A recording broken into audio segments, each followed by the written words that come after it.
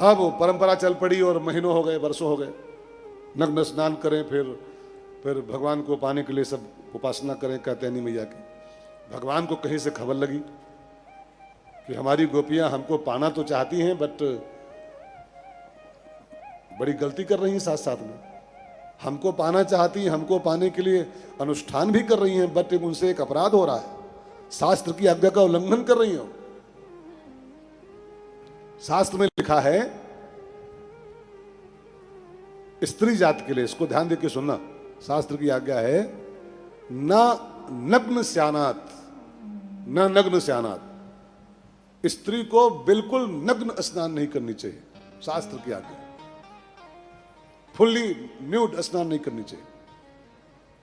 अब ध्यान देके सुनना, इसको अन्यथा मान लीजिएगा कोई लोग, ये क्या बोल रहा है पंडित, लिखा पढ़ी बोल रहा हूं, शास्त्र में लिखा हुआ ना नग्न स्नानात, नारी जाति के लिए। अब भगवान ने गीता में कहा है यह शास्त्र विधि उत्सृज्य, श्लोक पर ध्यान देना। यह माने जो, स्त्री हो चाहे पुरुष हो, यह शास्त्र विधि उत्सृज्य वर्तते काम कारतः न स सिद्धिम वापनोति न शांतिम न पराम सुखम पराम गतिम। इस श्लोक का अर्थ क्या है? इसका अर्थ बनता है कि जो व्यक्ति शास्त्र की विधि का उल्लंघन करके, शास्त्र की आज्ञा का उल्लंघन करके और वर्तते काम कारतः, मनमानी जीवन शैली जी रहा है, मनमानी उसकी एक्टिविटी है सब, तो न स सिद्धिम वापनोति, वो कभी सिद्धि नहीं पा सकता। सिद्धि मीन्स लक्ष्य की प्राप्ति उसको कभी नहीं होगी, परमात्मा कभी नहीं मिलेगा। और न शांतिम न परम गतिम, ना उसको कभी शांति मिलेगी और न मरने के बाद परम गति मिलेगी। तो भगवान को लगा पाना तो चाहती है मुझको, लेकिन शास्त्र विधि का उल्लंघन कर रही है। शास्त्र कहता है ना नग्न स्नानात, और वो सब न्यूड स्नान करती हैं जमुना जी में। और शास्त्र का उल्लंघन करके भगवान मिलेंगे, सपना है खाली, कभी नहीं मिलेंगे, कभी नहीं मिलेंगे। शास्त्र जो कहता है वैसा जीवन जियो। सोई सेवक प्रियतम मम सोई, वही मेरा भक्त है, वही मेरा प्रियतम है, जो मम अनुशासन माने जोई, जो मेरी आज्ञाएं मानता है, मेरा आदेश मानता है, और मेरे आदेशों के हिसाब से अपना जीवन सेट करता है, वो मेरी प्राप्ति कर पाता, वही मेरा सेवक है। मनमाना जीवन जियो, भगवान के भक्त बनना चाहो, नेवर, संभव ही नहीं। तो पाना चाहती मुझको और शास्त्र के आदेश का उल्लंघन कर रही। तो भगवान को लगा इनको कैसे रोका जाए, गोपियों को। प्रॉब्लम ये थी कि वो वर्षों से चल रहा था वो क्रम, वर्षों से, और जो चीज जो काम वर्षों हो जाए ना, वर्षों वर्षों तक, तो फिर वो परिपाटी बन जाती है, परंपरा जैसी। और परंपरा का खंडन करना, परंपरा को काटना, समाज की परंपराओं को बड़ा मुश्किल काम, दुष्कर कार्य होता है, जल्दी लोग मानने को तैयार नहीं होते। और भगवान ने इंद्र की पूजा कैसे बंद कराई थी वो तो कल आप सुन चुके हैं। इतने तर्क वितर्क हुए थे ब्रज में, तब जाके इंद्र की पूजा बंद करा पाए ठाकुर जी।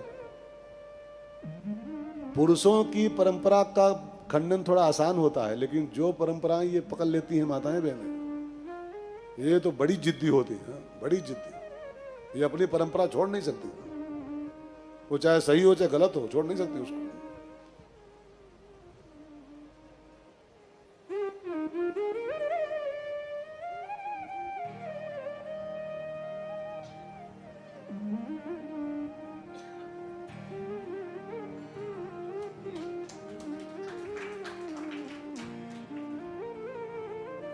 अब चूंकि ये परंपरा बहनों की थी, अब बहनों की परंपरा को काटना, जवानी काटना बड़ा मुश्किल है, बड़ा मुश्किल। वो परंपरा पुरुषों की थी यज्ञ वाली, तो सब पुरुष लोग मीटिंग वीटिंग कर लिए, और फिर उनका हुआ कि कन्हैया कह रहा ठीक मान लो इसको। लेकिन बहनें जो लकीर पकड़ लेती हैं उस पर फिर वो पत्थर की लकीर होती है, पत्थर की लकीर, हाँ, बड़ा मुश्किल पड़ता है।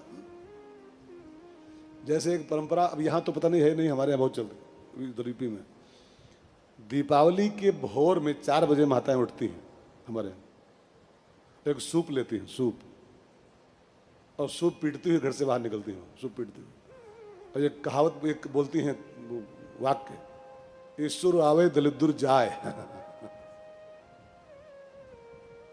मैंने गरीबी जाए घर की और ईश्वर घर में आए, ठीक है ना, धन संपत्ति आए।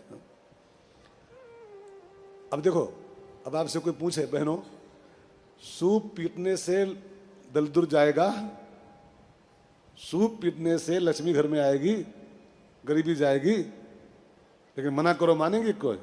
मना करो, हिम्मत है तो मना करो तो लड़ जाएंगी। चुप, पागल हो तुम क्या? हमारी अजिया सास, ददिया सास, ननिया सास, ककिया सास सब करती आ रही, मैं भी कर रही हूं। जबरदस्त परंपराएं होती है माताओं बहनों की। अब ये गंदी परंपरा पड़ गई थी ब्रज में, न्यूड स्नान करने की महिलाओं में।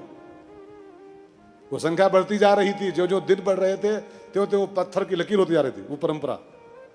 तो भगवान ने सोचा कि इस परंपरा को मुझे प्रैक्टिकली मना करना है, इसको मना करना है प्रैक्टिकल के साथ। एक दिन ठाकुर जी आए पीछे पीछे, गोपियों ने कपड़े उतारे, नहाने को उतरी, जमुना में डुबकी लगाई, भगवान पीछे से आए, सबके कपड़े उठाए और लेके भागे ठाकुर जी, और जाके एक कदम के वृक्ष पर टांग दिया और निकाली बांसुरी, वादन शुरू किया प्रभु ने। अब जब गोपियों ने भगवान की बंसी की तान सुनी तो हुआ कि ये तो हमारे कन्हैया की बांसुरी है,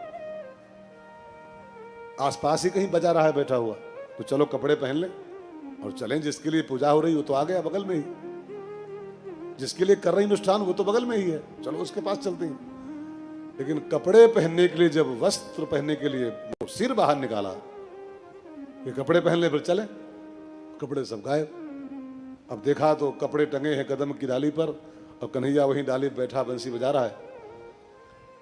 गोपियों ने पानी में घुस के हाथ जोड़े, कहा ठाकुर जी हमारे कपड़े दे जाओ, पहन ले, फिर आपके पास आए, कुछ बातें हो।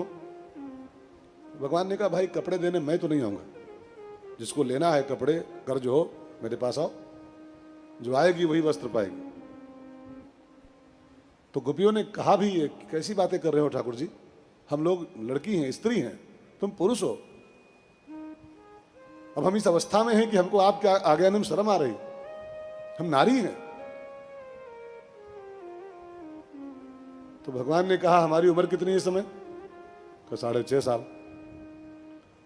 भगवान ने कहा कि 6.5 साल का बच्चा हूं मैं, मेरे आगे आने में तुमको शर्म आ रही है, और जहां तुम नग्न खड़ी हो पानी में, जानते हो कौन रहता है वहां?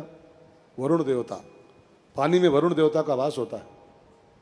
और वरुण देवता एक 25-26 साल के युवक है, 25-26 साल का एक नौजवान पुरुष है वरुण। एक 25-26 साल के नौजवान के सामने तुम नग्न खड़ी हो, तुमको वहां शर्म नहीं आ रही है, और 6.5 साल का बच्चा हूं यहां शर्म आ रही। तब गोपियों को अपनी गलती का एहसास भी हुआ।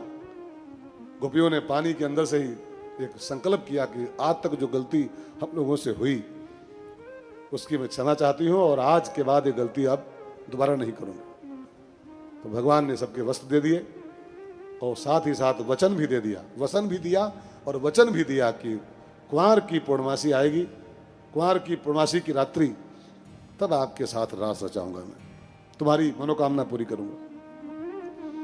अब गोपियां सब वसन पा गई और भगवान का वचन पा गई, कमिटमेंट कि कुंवार की पूनम की रात्रि आएगी, आपके साथ रास रचाऊंगा। गोपियां सब चली गई हैं, वसन वचन